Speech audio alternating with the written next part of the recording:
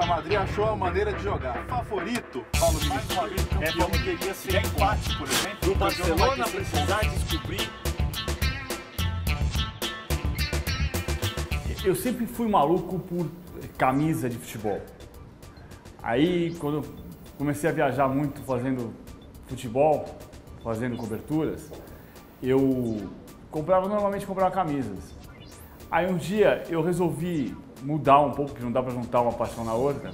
Em vez de comprar camisa, eu comecei a comprar livro. Comecei a colecionar livros de futebol. E comecei a reunir histórias, além das histórias que eu apurei, né, nas coberturas que eu fiz, eu comecei a perceber também que tinha uma série de histórias que no Brasil não se conhecia, de livros que eu estava buscando. Eu fui tentando colecionar histórias que não são só dos times que venceram as Copas. Então, taticamente, ele é uma brincadeira com as palavras também, né? Tática e mente, a história dos grandes times da história das Copas, construídos pelas pranchetas e pelas cabeças dos técnicos de futebol. E contando histórias não só dos times vitoriosos, de times marcantes. Aí tem uma compilação de coisas que eu li, de coisas que eu conversei, de coisas que eu apurei, de coisas que eu vivi. Por exemplo, em 93, minha primeira viagem internacional como repórter da revista Placar foi para Camarões, e lá eu conversei com um cara chamado Gilles Nyonga, um camaronês, que era o intérprete do Valéry Nepomniachtchi, técnico soviético, que levou Camarões às quartas de final da Copa do Mundo de 90. E a história que se contava e que se conta, e que é verdadeira, é que o Gilles Nyonga, na verdade, era o técnico. Ele traduzia coisas de maneira equivocada, ele deixava o técnico à espreita e fazia ele as indicações para os seus jogadores. A primeira seleção africana que avançou até as quartas de final da Copa do Mundo. Uma coisa que é engraçada, como nas previsões. O João Saldanha morreu dizendo, pouco antes de morrer, eu lembro dele dizer, a última grande revolução do futebol aconteceu em 1925 com a mudança da regra do impedimento. Então, em 1925, houve a mudança da regra. E, imediatamente, começou a ter um número de gols avassalador, porque ficou mais difícil de marcar. Que mais uma vez o campeão teria 100 pontos. O Herbert Chapman, que era um técnico escocês, que dirigiu o Huddersfield e depois foi dirigir o Arsenal, mudou-se a maneira de jogar. Os times jogavam 2, 3, 5, e em vez dele fazer o time jogar com mais homens na frente, para explorar a deficiência defensiva dos adversários, em função da mudança da lei do impedimento, não.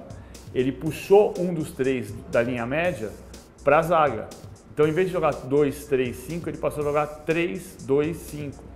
O que significava que ele estava renunciando à ideia de deixar o adversário em impedimento. Ele estava apostando na ideia de marcar o adversário. E assim, ele começou a tomar menos gols e a fazer gols como os 5 homens conseguiam fazer, porque os adversários não estavam preparados para marcar com a mudança da regra.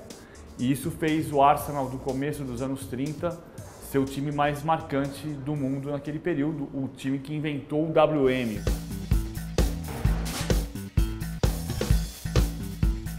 A gente pode dizer que tem 3 times, e os 3 estão no livro, que são 3 dos maiores times da história das Copas e que não ganharam Copa. A Hungria, em 54, foi vice-campeã do mundo, foi um time que ficou invicto durante 4 anos, até perder a final da Copa para a Alemanha. A Holanda, de 74, que tinha um jogador que fazia muito do que o Messi fez mais tarde no Barcelona, ou seja, o Cruyff era um jogador que não era o centroavante na teoria, mas era o cara que rodava o campo inteiro, que vinha jogar as costas dos volantes. E o Brasil de 82. São 3 exemplos de times que tiveram um processo de construção mais ou menos longo, mas como história da construção dessas equipes, que encantaram o mundo, mas que não venceram. O Neymar foi, para mim, o segundo cara do jogo. As pessoas perguntam, será que a Copa do Mundo vai ter uma grande inovação tática? É muito difícil a Copa do Mundo fazer aparecer uma grande inovação tática, porque nos 4 anos anteriores à Copa do Mundo, a gente vê futebol todo dia de todos os lugares do mundo. Então não vai ter uma inovação. A expectativa é ver os grandes jogadores jogando bem. Porque a Copa do Mundo passou a ser, num período mais moderno do futebol mundial, os últimos 20 anos, as temporadas europeias de clubes passaram a castigar, a usar muito mais os jogadores.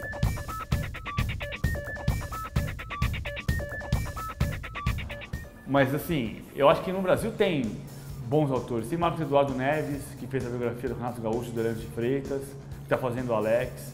Você tem o André Ribeiro, que fez o Leônidas, que fez o Tele. O Mauro Betting tem bons livros de futebol. O Celso Zelt tem uma porção de livros de futebol, mais almanaques ou mais literatura também. Tem muita coisa boa. Eu acho que eu fui feliz quando eu substituí um pouco as camisas pelos livros, ou seja, eu consegui descobrir boas histórias.